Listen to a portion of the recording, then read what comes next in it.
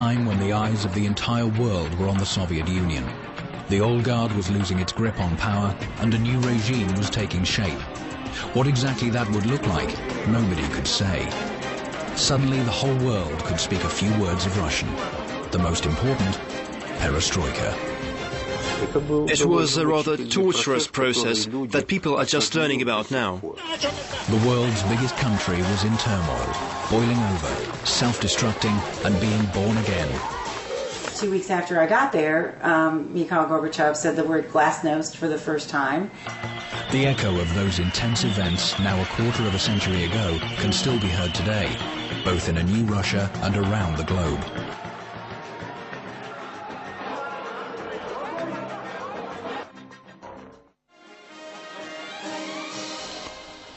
The early 1980s marked the height of a Soviet period that was later characterized as stagnation. By 1982, the country had been led for 17 years by Leonid Brezhnev, who was by now a feeble and sick old man. Along with his allies, known as the Kremlin Old Guard, Brezhnev's leadership strategy was to maintain the status quo. Our positions became weakened in the late 1970s. Growth rates were on the wane. When Andropov came to power, we had zero growth. Actually, we had negative growth rates. Andropov rose to the peak of Soviet leadership when Brezhnev died in November 1982. Before the handover, he'd headed the KGB, the most powerful and notorious of Soviet institutions. In one of his speeches, Andropov said this: "We need to understand what kind of society we've built." Those were his own words. In the context of those dogmatic times, that sounded like a dissident phrase. Andropov was also elderly and in poor health. He died after just 13 months in office.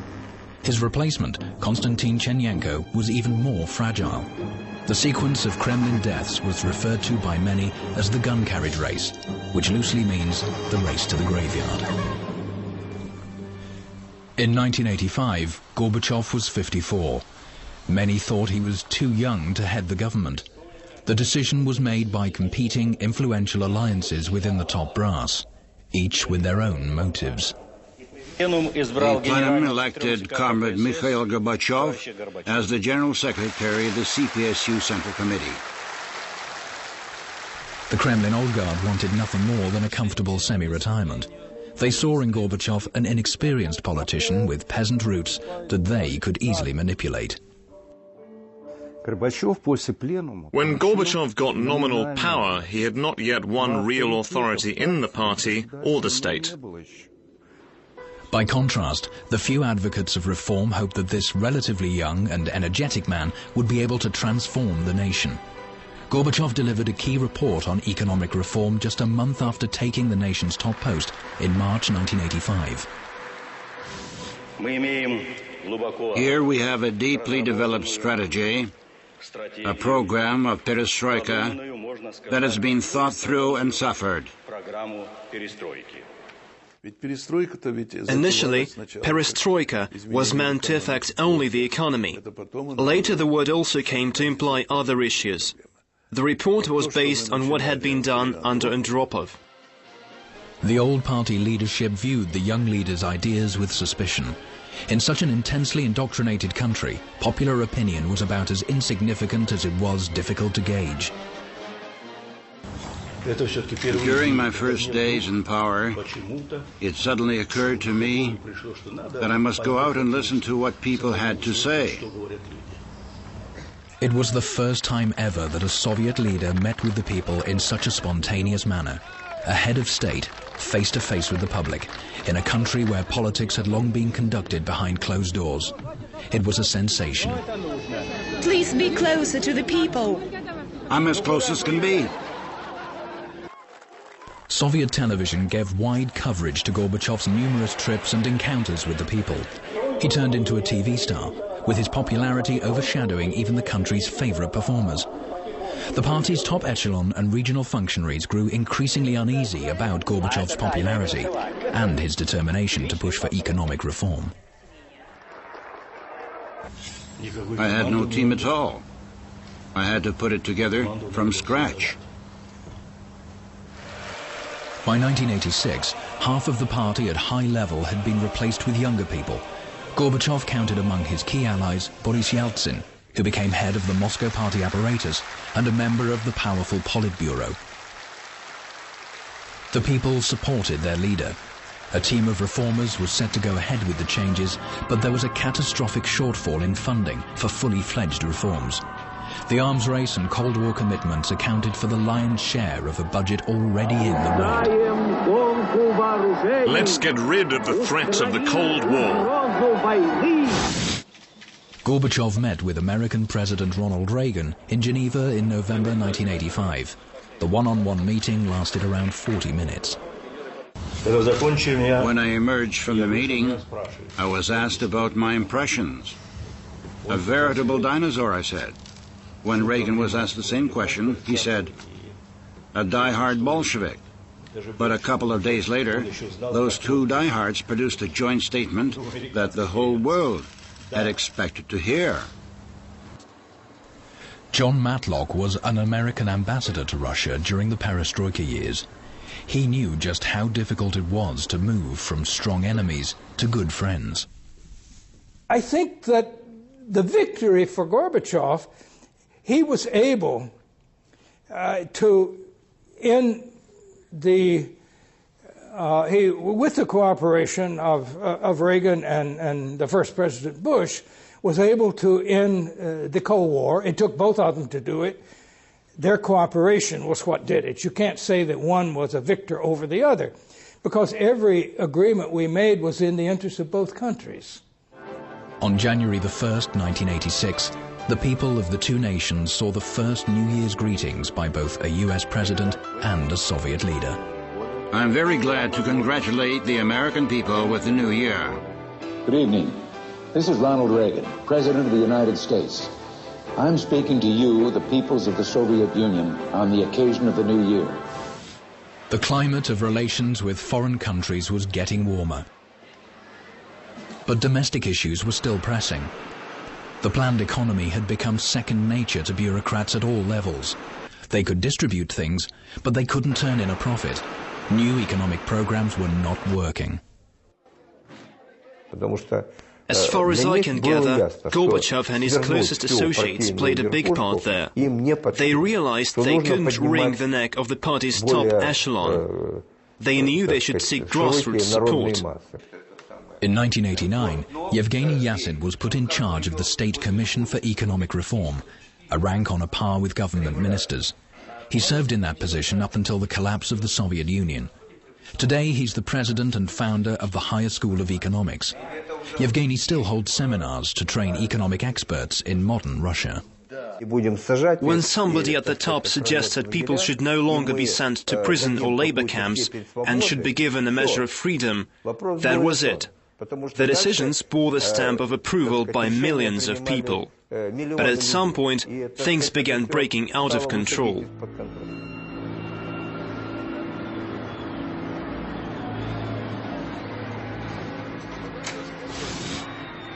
Ellen O'Connor became a CNN correspondent in Russia during the second year of Perestroika. She watched the radical changes unfold in the mass media very closely. Topics that had never been raised before started to appear on the pages of Soviet newspapers. People were no longer afraid to speak their mind or attend many informal meetings that were taking place across the country. I remember with my Western colleagues, Western reporters, we would sit in those meetings and sort of look at each other and kind of pinch ourselves and say, I'm sitting with the founding fathers, just like it might have been 200 years ago in this country at the Continental Congress, watching people debate what country they're going to have. The topics were not only achievements and prospects. The endless problems were also on everyone's minds. It's too bad that more people in civil society, more people at the grassroots of Russian society are not really as economically benefited or politically benefited as I think many people hoped. So I think that's a disappointment. And where to put the blame, who knows? The Kemerovo region in central Siberia is one of Russia's major coal-producing areas. People going down the mines every day have a particularly strong feeling of camaraderie. The Soviet Union's first mass strikes began in the coal mining areas. On one occasion, 500,000 workers in various parts of the country went on strike almost simultaneously. No one was working. They said, "Go back." So we took a bus and went to the square. Yes, and gosh, do you remember how many people were there? Vladimir Zotov, a retired miner, remembers the events of those days frequently with his former colleagues. His team was the first to go on strike. We didn't put forward political demands. We didn't try to change the system. What we did want was to change the attitude of the party bureaucracy for us, the workers. Now, if you over there have decided to launch Perestroika, okay, let's do it together. Mr. Gorbachev, you start from above, and we'll start from below. Many coal mines were given a measure of independence. Now the cash available to the miners directly depended on coal sales. Basically, that's what compelled them to strike. We'll stand here until the final decision's made. Prime Minister Nikolai Ryzhkov, who himself came from a mining family, went to negotiate with the miners. The negotiations involved some very hard words. When Ryzhkov came here to face people from all over this town, his facial expression abruptly changed. He'd realized that here were the people he was supposed to be working for. It wasn't just a faceless mob. I would have liked to see you facing coal miners and talking to them. I can tell you it's not a pleasant experience. He knew he had to say something to them. What did he say? We'll think about it and make a decision. That's what he said. At that moment, the black-faced mass of people with coal dust all over their overalls breathed out as one. Enough is enough. This was our first slogan. Enough thinking. Speak up now, or you'll have no other chance. The differences seemed to defy solution. Only Soviet entrepreneurs could find a common language with the miners. First, private companies were called cooperatives, and businessmen, cooperators. We're against the conmen. We're against the resellers. But we're not against the cooperatives. The cooperators were ready to take the responsibility upon themselves and pay the salaries of thousands of miners. We'll tell them we'd start selling coal at a high price and we'll introduce innovations in the coal mines. The law on cooperatives was the first timid attempt to allow private entrepreneurship in the Soviet Union. Artyom Tarasov was the first Soviet millionaire. His cooperative made its money supplying computers. Given that foreign currency exchange was banned in the Soviet Union, Artyom brought some of his first dollars from prostitutes working in hotels for foreigners. $500, for example, could get you a computer like this one. It took some 5 days to bring the computer into the country.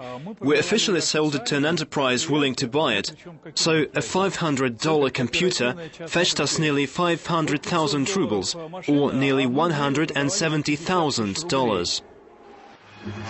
By that time, the so-called New Russians, or lucky cooperative workers, quickly earned huge sums of money, while the vast majority of their countrymen faced growing hardship.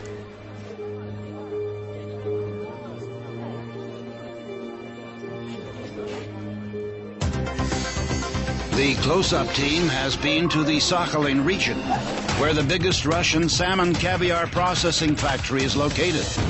Now, RT goes to Northern Paradise, where many still live off the land, where new ways are being found to fight economic turmoil, and where Russia's first free elections were held 1,000 years ago. Welcome to the Novgorod region. Russia Close-Up on RT. 42,000 Americans die each year from car accidents. Only 1,000 die in plane crashes. 17,000 people will be murdered, and 32,000 will kill themselves. Cancer in all its forms kills 560,000 of us a year. Heart disease is even more devastating. It kills over 870,000 Americans every year.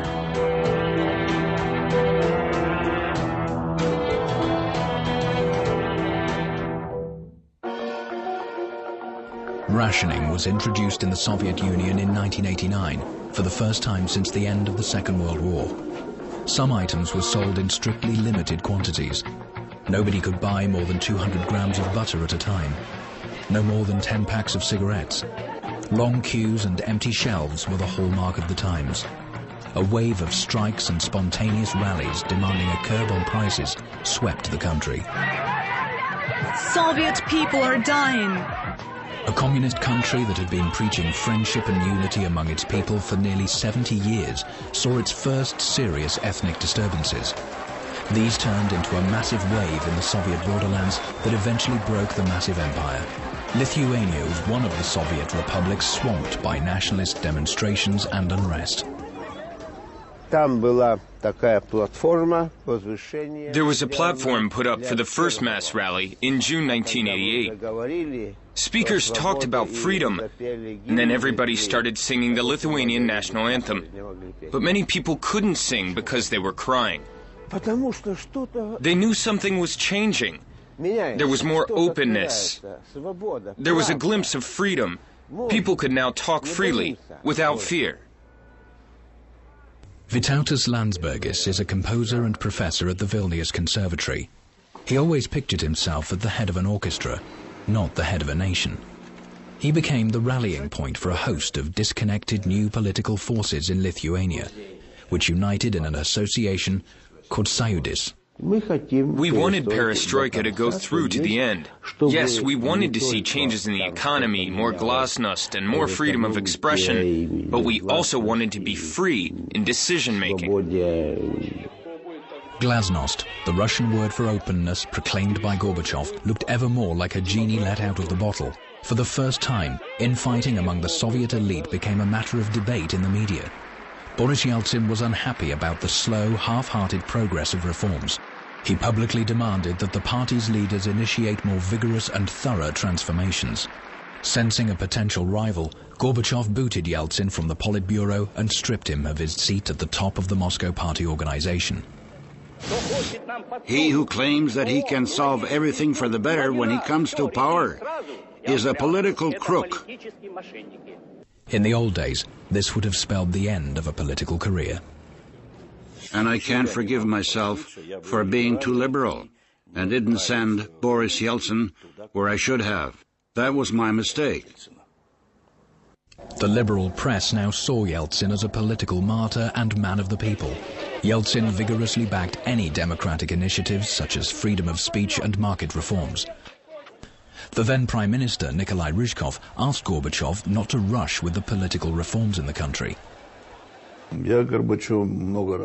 used to tell Gorbachev many times, we have to stop all of that. We will lose the country. Tomorrow I will resign, and tomorrow you will be left on your own with Yeltsin and the same team. You won't last for long. But he lasted for a year. Nikolai Ryzhkov resigned in December 1990. By that time, Gorbachev's ratings had plummeted.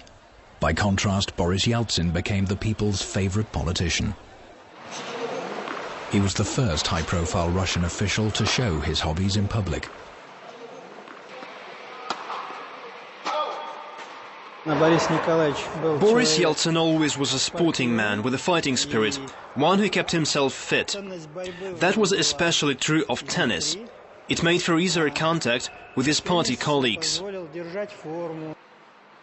By 1990, Gennady Burbalis had become Yeltsin's right-hand man both on the court and in government. Yeltsin appreciated people's fighting spirit. Many of his associates had to learn to play tennis. Did you discuss politics in the locker room? There was no getting away from that. Yeltsin himself played tennis quite well. Political tennis was another of his strong points. He was good at attacking and counter-attacking his opponents by exploiting their weaknesses. He conflicted with the Kremlin's position by backing republics when they bid for independence. In 1990, Vytautas Landsbergis was elected chairman of the Lithuanian parliament. Under his leadership, the body immediately proclaimed the Baltic Republic's independence. In January 1991, we received an ultimatum from Gorbachev demanding that Lithuania should admit that the Soviet constitution was again in force in our country. That's to say, he recognized the fact that it was already null and void here. He threatened to use military force unless we rejoin the Soviet Union. A detachment of armored vehicles and special forces units entered Vilnius. The Lithuanians started building fortifications around the building of their new parliament using concrete blocks and barbed wire. Later, part of the barricades were put under glass walls and turned into the museum for the Republic's independence. The barbed wire symbolizes the oppression, the prisons, the camps, and the borders. The Kremlin hoped a demonstration of force would be enough to compel the young republic to make concessions. We said we had no right. We'd not been elected to have the country rejoin the Soviet Union. A massacre followed. The television center was attacked in the early hours of January the 13th. The building was soon captured and the work of independent Lithuanian television shut down. Hello. We are being attacked. We can hear shots coming from all sides.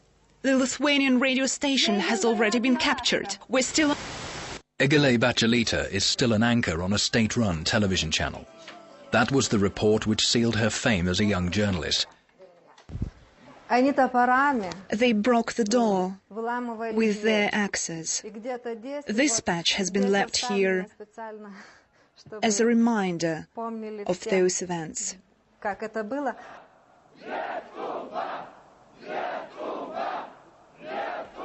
in the Kremlin, some of the top brass was still in denial.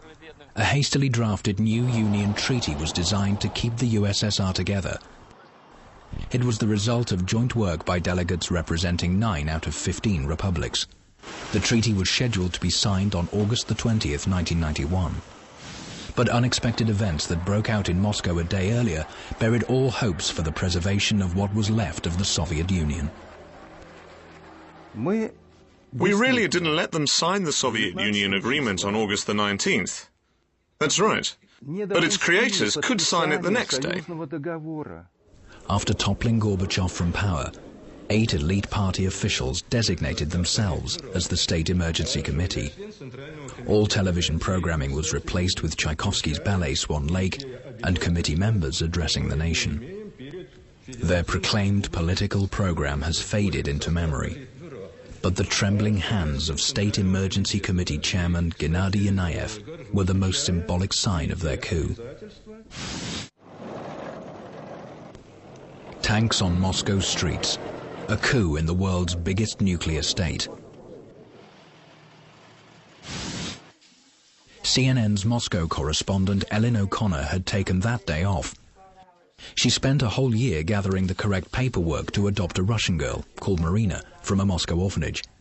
On August the 19th, 1991, the final meeting was scheduled. In the meantime, of course, there were tanks all over the streets, and there was a huge line of tanks between me and the office. So I literally ran. That story had a happy ending. Marina lived in Russia with her new mom until she was 9.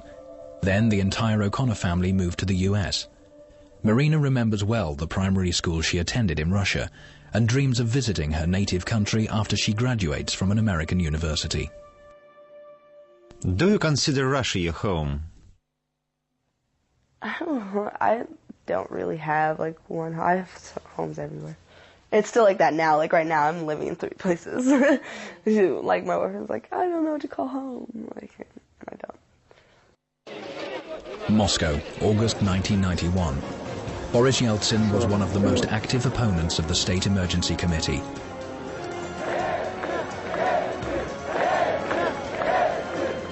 The committee itself was deposed on the 21st, and all its ringleaders landed in jail.